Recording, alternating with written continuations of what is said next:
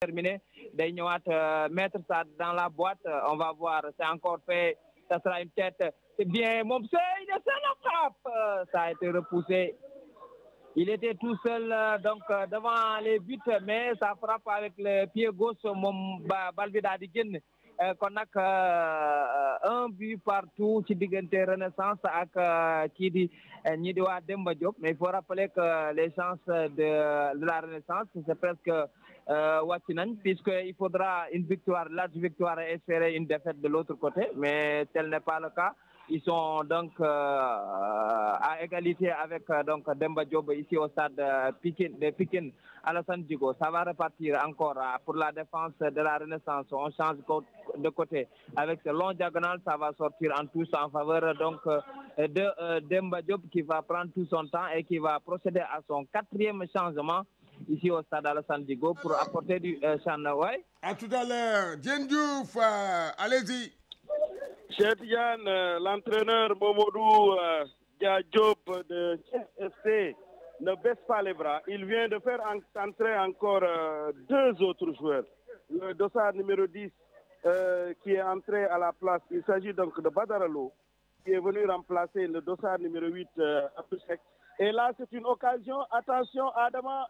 Alors, c'est vrai, Cheikh Tidiane, tout à l'heure, je vous ai entendu parler de Abdoulaye Diouf comme étant le buteur pour le Diamono, mais c'est bien Adama Diouf. C'est Adam, non, j'ai mis Adama Diouf. Ah, quand vous êtes un peu fourvoyé là, vous avez dit Abdoulaye Diouf. Xanaa boobu dama jóge ci yow di dem ci match amitié Sonacos. Non, da nga jóge ci Cerno Daaf bëgg a ñëw parce que xam naa ne yow boo duggee Cerno Daaf 1-2 rek da ngeen ku nekk day yaakaar ne boromam da ko attaqué quoi. Alors, léegi Badara Lo moo dugg ak Boubacar Bassène moom moo remplacé voilà le dossard numéro 2 comme ni nga ko waxee woon léegi donc entraîneur FC xam na ne fi mu nekk nii simili ñu ngi dem parce que ñu ngi joué la 83e minute fii ci match bi nga xam ne mooy opposé Jamono bu Fatick ak Thiès FC. xam naa ne situation bi ni mu demee nii moom da ko bëgg a changer parce que changement yi ñu def yëpp gis nañ ne joueurs yi bi ñu ñëwee alors jéem nañ indi ay stratégie yu bees ñoom ñu organiser waat la conduite de balle travailler sur un côté renverser vers l'autre pour ensuite avoir un centre parce que nous avons le numéro 11 qui est entré qui véritablement a eu à faire beaucoup de bonnes choses waaye fi mu nekk nii nag kële ñu ko booleel ci flanc gauche am bi mujj na ko daw ba ñëwaat na beneen flanc bi parce que il ne l'a pas laissé de tout repos. Voilà donc la situation. C'est Adama qui est maintenant aux soins des sapeurs. Il s'est un peu tordu le pied, j'imagine, c'est le genou parce que j'ai vu qu'on était en train de lui mettre la glace et certainement après voir ce qu'il en est. Alors, si la douleur s'en va tout de suite, il va regagner ses coéquipiers et voilà ce qui est fait. Il le quitte et il se dirige vers le 4e pour avoir l'autorisation de pouvoir intégrer. C'est parti, Cheikh Tidiane. Le match est totalement débridé. Là, on voit une équipe du Diamono. Allô? Mais oui, cher. Oui, tout à l'heure, il se passe des choses quelque part. Allô, Amitié Sonacos, Abdoulaye Diouf. Amitié Sonacos, toujours 2-1 pour la Sonacos. On joue la 45e minute. Il reste 4 minutes de temps additionnel à jouer donc dans cette rencontre qui est Amitié FC qui attaque, mais c'est très mou. La balle est récupérée par le gardien de but. Amar parle de la Sonacos qui va pouvoir donc se dégager. Je le rappelle, il reste 4 minutes à jouer, 4 minutes de temps additionnel, 4 minutes à tenir pour cette équipe de Sonacos pour maintenir cette première place et accéder à Ligue 1. Allô? Oui, Gomis. Tel Boulbaï. Tchernadaf. Voilà, donc il reste pratiquement 1 minute pour la fin de la saison de Ligue 2 ici à Mbour. Et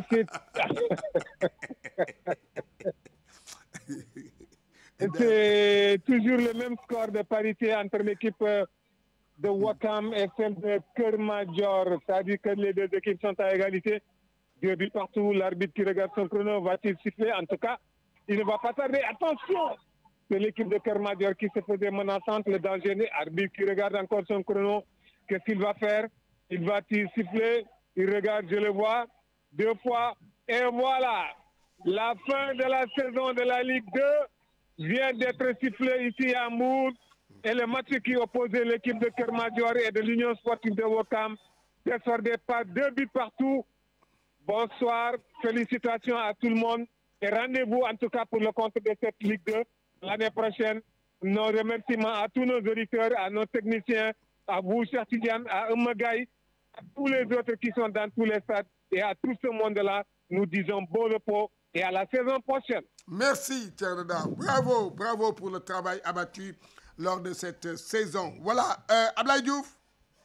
47 minutes, c'est dit donc qu'ici à Maniang Soumaré, il ne reste plus qu'une seule minute à jouer. Ce sont les joueurs de HC Amitié qui attaquent. Ils sont à l'entrée de la surface de réparation. Ils reviennent avec Chertar sur le côté droit qui va essayer d'allaiter. Chertar, il est dans la surface, mais une très bonne couverture de Abdoulaye Samb, le défenseur central de la Sonacos, qui va pouvoir se dégager. Donc c'est une petite relance au milieu de terrain. Il reste quelques secondes à jouer. Les huiliers qui déroulent, qui sortent très bien le ballon et qui sont ovationnés. Le public le rush, mais c'est avorté parce que le défenseur du FC Amitié est revenu pour bousculer le numéro 6, Bey, c'est le capitaine de cette équipe de la Sonacos et l'arbitre qui arrête le jeu pour aller donc s'enquérir de la situation pour aller voir donc comment va ce joueur qui a essayé de mener plus de 30 mètres. Il est blessé apparemment. Bey, ce n'est pas lui le capitaine c'est bien Mohamed Diallo. Allô Tel Magno. Djibigna. Voilà, commissaire, 48e minute de jeu. Bon, les gars, amagul dara lo xamné ci fekk na fi 2 buts à attention. Mu melni la contre le Ah, OK, d'accord. maa ngi ñëw. Ablaye Diouf jëlaatal. Oui, on est à la 49e minute. C'est dit donc que c'est fini, mais on attend le chrono de l'arbitre. On attend la fin officielle de cette rencontre. Les joueurs de Thiès qui ont le ballon dans le rond central et on voit les supporters diourbellois qui sont en train de jubiler. Je pense que cette fois-ci, il ne reste que quelques secondes. La Sonacos est championne de cette Ligue 2 pour la saison 2021-2022 et la Sonacos va retrouver la Ligue 1 la saison prochaine. Les Thiessois et Gomis, c'est la fin de la rencontre ici à Maniang Soumaré. Sonacos 2, Amitié 1, comme je le disais tout à l'heure. Alors, Ablaye Diouf. Oui. Ne quitte pas le stade, nous voulons la réaction du coach. D'accord, je vais aller. À tout à l'heure. Je vais m'approcher de lui. À tout à l'heure. Voilà, Ablaye Thiam, Jaraaf Snaps. Oui, Cheikh Tidiane, comme ni ko Thierno Dox waxee rek arbitre baa ngi doog a sifflé fii ci Iba Mar Diop li wane ni saison de Ligue sénégalaise 2001-2002 jeex na fii ci stade Iba Mar Diop. Jaraaf moo jël ndam ni Cheikh Tidiane ci kanam ñi nga xam ne ñoom ñooy Sénégal ak une très belle équipe de Sénégal. Wax ma score bi. 2-0. OK, d'accord. Merci. À tout à l'heure. Al-Khari. Voilà, Cheikh Tidiane, on est dans les 4 minutes de temps additionnel et toujours bientôt ça sera la fin, mais c'est la renaissance au moment du raté pour double deuxième but, oui, mais il nous reste quelques 2 minutes à jouer ici pour la fin de cette partie. Toujours un but partout entre la renaissance et donc Demba Diop de Mbour, Cheikh Tidiane. Voilà, d'accord. À tout à l'heure. Voilà. Amagaï, fan lañ dem Ibrahima Ndiaye. Oui, Gomis. Waaw. Il reste 3 minutes à jouer. Ça, c'est le temps additionnel. Le temps réglementaire était déjà fini. D'accord. 1-0 pour Walidane. D'accord. À tout à l'heure. Amagaï, on va voir rapidement. Nous dem gaaw dem retrouver. Dieng Diouf. Voilà, Dieng Diouf. On va voir. Ñaata moo ko dese. Parce que là, on est à la fin des matchs. Et rappelez que la Sonacos de Diourbel a retrouvé la Ligue 1 et cerise sur le gâteau, la Sonacos est championne de la Ligue 2. Olé, Dieng Diouf. 4 minutes de temps additionnel signalé par le 4e arbitre. Toujours la situation reste elle-même. Et c'est le Diamono qui se procure des occasions et à chaque fois, le gardien véritablement d'étaler ses talents. Il est bon. Allô, Dieng Diouf. Oui, cher. Non, je veux le temps. Voilà, les gars, xoolal Ligue 1, matchu Ligue 1 yi. Xoolal matchu Ligue 1 Génération Foot Mbour Petite Côte, Douane Ndiambour et que Linguère Dakar Sacré-Cœur. ñu xool foofu ndax jeex na voilà avant ñu ñëw ci Djibi Niang xool ban équipe mooy ànd ak Sonacos en Ligue 1 très rapidement mais c'est le Stade de Mbour qui est presque en Ligue 1 ñu dem gaaw allo oui Cheikh Tidiane Gomis ton but a raté encore une fois. ñaata moo des le temps réglementaire est complètement excusé Cheikh Tidiane ici ok Djibril Diagne Berando. ok à tout à l'heure ñu dem ci Mamadou Dieye. Voilà, donc Cheikh Tidiane Gomis, nous sommes à la 87e minute, donc il reste 3 minutes. D'accord, à tout à l'heure. Voilà, ñu dem ci Saint-Louis rapidement. Balaa ñuy dem ci Djibi Niang bu ñu jugee Saint-Louis dañuy dem ci Djibi Niang très rapidement Djibi Niang. On va retrouver Djibi Niang très rapidement. Voilà, Djibi Niang, hein? Saint-Louis? Allô Saint-Louis? Dakar à Saint-Louis, on a une minute de la fin. En traditionnel et toujours il n'y a pas de changement. La Linguère est menée, plus contre Dakar Sacré-Cœur. C'est la marque de 2 buts à 1. Actuellement la Linguère joue à 10. Allô? Parce que l'un de ces joueurs est la Mousseni. Allô? À la 89 minutes de jeu. Donc les Sénégalais vont terminer la partie à 10 sur le fermoir de Saint-Louis. Plus de 2 buts à 1 à faveur de Dakar Sacré-Cœur. waa teel Asim teel Djibi Niang. Voilà comme it xaaral moo dund loolu li nga xam ne moom moo si jot a am ndax na nii ñoom ñëpp jug nañ kon taxaw naan au revoir bye Ligue 2 sénégalaise ñoom supporters yu Stade de Mbour kon ñu ngi jubale waaye fekk na nag si boobee jamono dik ñu ngi dem ak seen dernière occasion peut-être mais contre nañ ko récupéré cette fois-ci par les Mbourois gis nga ñoom ñu ngi way kon si ginnaaw noonu ñoom supporters yu Stade de Mbour ñoom ñoo ko noonu de l'autre côté moom mooy le second buteur bu Stade de Mbour moom mooy essayer donc dribbler kon à côté laata muy def profondeur en passe la mais récupéré par les étudiants ñoom ñoo koy jël dañuy demaat nag si côté Ibrahima ñu ngi fa la bal bi nekk si côté boobu noonu la ñoom waa dikko fa la ñuy joué dañ koy dugal noonu en profondeur ba léegi ndax 5 minutes de temps additionnel la woon cette fois-ci retour mais ami day wax si pour bi nga xamante ni def nañ ko si numéro allo Djibi Niang voilà Cheikh teel ma ñëw Asim oui Cheikh Tidiane voilà toujours attention la Linguère qui va monter là-bas oui après les sorties et donc ici à Saint-Louis on a quelques secondes à jouer sans Linguère Dakar Sacré-Cœur c'est Dakar Sacré-Cœur par 2 buts à 1 xanaa rek moo la si numéro wax leen seen kay ci dara Linguère mooy dalal Dakar Sacré-Cœur dernière journée championnat national Ligue 1 bi Asim ñu am ko ñaari bal Linguère am benn bal Cheikh Tidiane Asim xaaral maa ngi ñëwaat ci yow parce que y a les matchs à enjeu ok Djibi Niang. Voilà commission comme lu mel ni 30 secondes moom viens nañ 4 minutes 30 secondes mu des 30 secondes voilà cette fois-ci Ray moom moo ko bousculé moom défenseur bu dig bi fu ne nii mu génne ballon bi tous comme lu mel ni Cheikh fu ne nii nag la messe elle est presque dite ndax quelques secondes et la touche elle est en faveur de Stade de Mbour comme pour dire que bu ñu touché def quelques touches de balle rek am na arbitre central bi daal di tas jongante bi voilà moom mi nga xam ne kon mi ngi bàyyi ko ba Kara bu Fatick kon la jógee moom l'arbitre central également am na mel ni y a combiné confusion également. Allô retour du portier voilà Cheikh. TLD Ibrahima Ndiaye. Oui, c'est fini ici. Ok, d'accord, Ibrahima Ndiaye. Oui.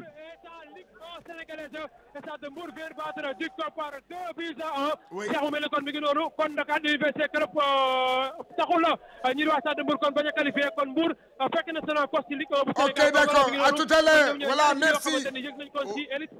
Ok, merci. 2 buts à 1 en faveur des Mbourois qui ont fait Ok, allô? Qui ont fait une bonne opération. Ok, merci. Ibrahima Ndiaye jëlal. Ibrahima Ndiaye jëlal. Ibrahima Ndiaye jëlal allo allo allo. Allô Ibrahima. Allô. Oui. Oui, Gomis. Oui, allez-y.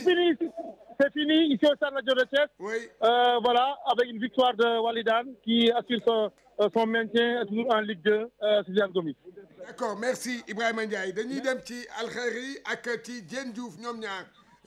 C'est terminé, Cheikh. C'est terminé. C'est la Sonacos et la Renaissance qui a fini de marquer le deuxième but, marquer cette victoire. Mais la Renaissance va descendre donc en Ligue 2. jeexagul defal ndànk jeexagul de xaaral. waaw xaaral ma jox la tur buteur bi c'est Marco Walindour qui marque 90 plus 3. C'est-à-dire la 93e minute. Il faut rappeler que c'est dans les arrêts de jeu. Voilà, ok, c'est merci. Marco À tout à l'heure. Walindour qui a marqué. Diène Diouf. Oui, Cheikh Tidiane, l'arbitre vient de mettre fin à la rencontre sur le score de 1 but à 0 en faveur du Diamono. Oui. Et comme vous pouvez l'imaginer, c'est la liesse. Tout le monde est D'accord, descendu sur la pelouse. Ok. Et ils sont en train de se congratuler, de féliciter les joueurs qui n'ont pas manqué de... D'accord. xawoon na doy waar. Waaw xawoon na doy waar. Ok, Diène Diouf. Mais ils ont eu leur destin entre leurs mains. Oui. Et aujourd'hui, par rapport à la détermination des joueurs, à l'organisation au niveau de la rencontre, on a vu une équipe du Diamono véritablement résolue à faire la différence aujourd'hui pour rester en Ligue 2 professionnelle. Ok, merci. C'est un pari, ils l'ont fait. D'accord. Ils n'ont pas douté en début de championnat, mais vers le milieu, les choses ont commencé à se gâter jusqu'à ce que tout le monde commence à douter. Mais heureusement, aujourd'hui, ils ont fait l'essentiel. Le Diamono va rester en Ligue 2 professionnelle. Oui. Et véritablement, c'est déjà, comme on le disait en off, toi et moi, et j'espère qu'on va se réentendre encore une fois de plus l'année prochaine pour cette Ligue 2 professionnelle.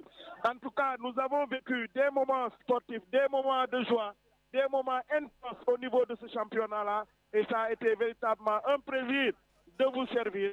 Bernard l'a dit, nous disons un bonjour, un big up à tout le monde, à vos techniciens, à vous-même, et à ceux-là qui vous remplacent souvent quand vous n'êtes pas disponible. Vous avez une équipe formidable, vous avez une émission formidable qui permet aux sportifs du Sénégal comme de l'extérieur de suivre le championnat ici au niveau du Sénégal. Merci à vous et c'était Diène Diouf pour Tour des Stades ici au niveau du stade Massène Sène de Fatick et on se donne rendez-vous à l'année prochaine. Merci, merci Diène Diouf. Voilà, Yankoba.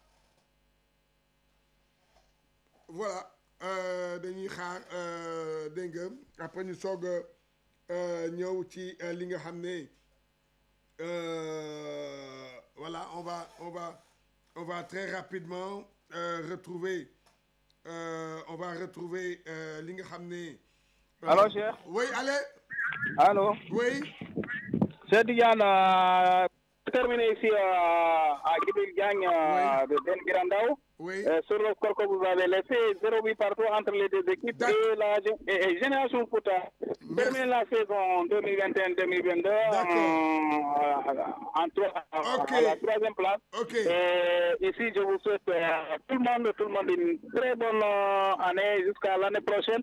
Surtout avec les prières de mon marabout, Serif Al-Khairi Aïdara, à la saison prochaine. Ok, merci. Douane Djambour, Mamadou Dieye. Après nous sommes Saint-Louis. On va retrouver très rapidement. On va voir donc ce qui se passe là-bas. Voilà, nous sommes rapidement à Mamadou Dieye pour nous donner le résultat. Allô, Dieye?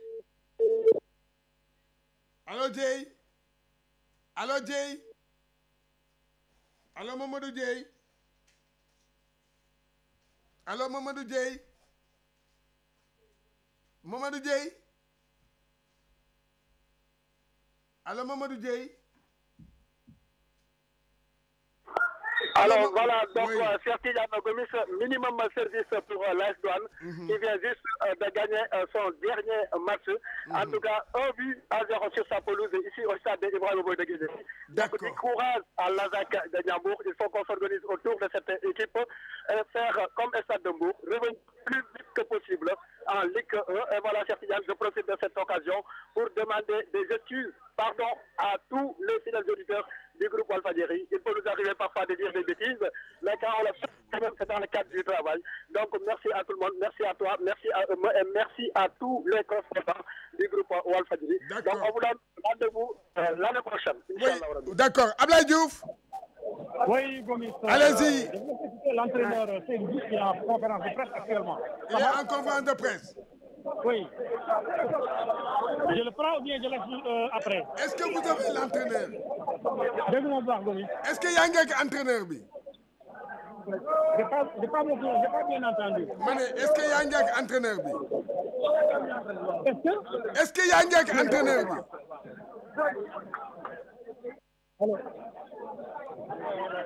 Allô? Est-ce que tu es avec l'entraîneur? Oui, l'entraîneur, il est là. Je peux... On l'avait fixé, et on l'a réussi pendant 2 ans. Et ça aussi, si on l'a réussi, aussi à la presse aussi qui nous a aidés. Vraiment remercier tout le monde qui dit qu'aujourd'hui, c'est la fierté. Aujourd'hui, vous avez vu aujourd'hui cette utilisation. Vous avez vu aujourd'hui Diourbel. Tout le monde aujourd'hui, on ne connaît pas. Les gens ne s'identifient vraiment à l'équipe de Diourbel. Vraiment, ce qui reste maintenant, vraiment rentrer, vraiment et se préparer pour les échéances futures. Alors Gomis entraîneur bi mu ngi wax ci wolof ginnaaw bu waxee ci français ba pare.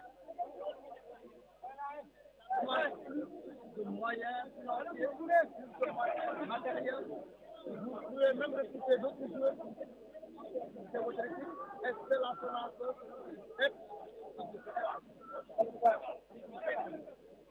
Aujourd'hui, en tout cas, nous avions un contrat. Le contrat que nous avions aujourd'hui, nous l'avons réussi avec un titre. Je crois que notre contrat aujourd'hui est terminé. Ce qui nous restera maintenant à faire, c'est de faire l'évaluation et de rendre maintenant ce qui est César, c'est de rendre maintenant aux autorités du football de la nationale. Ce que nous avons travaillé ces 2 ans-ci, maintenant, l'avenir maintenant, ça restera. On ne sait pas maintenant qui sera. Parce que nous sommes dans un milieu monde sportif.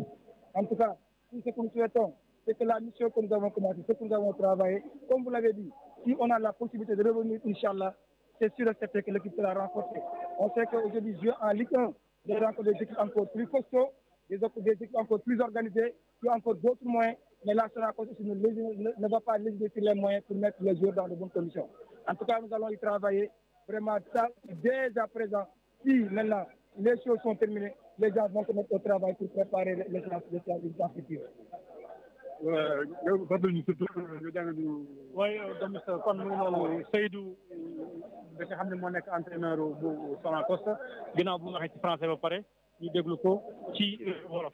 ma yor équipe bu Sonacos ñu ciy liggéey mais daal ñu liggéey ci conditions yi métti yi nga xam ne parce que boo seetloo on a joué 26 matchs les 24 matchs dañ ko joué à l'extérieur joué ñaar à domicile boobu amuñu woon terrain kon loolu aussi am na jàngat bu ñu ci am jàngat bi am mooy équipe bu ñu toll actuellement nii bu am des infrastructures da cee bokk tey li ñu am ni tey mbégte la mbégte bi aussi bu ñu ko amee c'est aussi liggéey la liggéey nga xam ne dañ koo commencé ñëpp jàpp ci en commençant par la direction de la Sonacos le président Oumar Samb son staff ñi nga xam ne ñoom ñaa ngi footballu Diourbel yëpp nag toutes les couches confondues les supporters les gens qui sont à l'extérieur bàyyiwuñ kenn ñëpp ñoo jàpp équipe bi gëmoon na lii vraiment ko mën a réussir te yàlla dimbali réussir nañ ko vraiment dañuy sant yàlla nga xam ne moo ñu may lii di wax na nag liggéey bi jeexagul day door a commencer. Voilà, Gomis, d'accord. l'entraîneur champion de cette Ligue 2. Ablaye Diouf, merci. Oui, Gomis. Voilà, merci. Voilà. Donc, comme vous le savez, maintenant, la messe est dite par rapport à cette Ligue 2 sénégalaise, comme vous le voyez, et c'est la Sonacos de Diourbel et le Stade de Mbour qui montent, qui retrouvent la Ligue 1 sénégalaise. Bravo à ces 2 équipes et malheureusement, la Renaissance va retrouver la Nationale 1. Donc, 3e division, le Diamono de Fatick c'est maintenu. Et voilà, donc voilà, ce sont les informations majeures de cette émission Tour des Stades que je vous donne rendez-vous demain parce que demain, ce sera le sacre du Casa Sport et que demain aussi, on aura des matchs de National 1, des matchs importants pour ce qui est de ce week-end. Et sachez que c'est le Giraffe qui est vice-championne du Sénégal derrière le Casa Sport.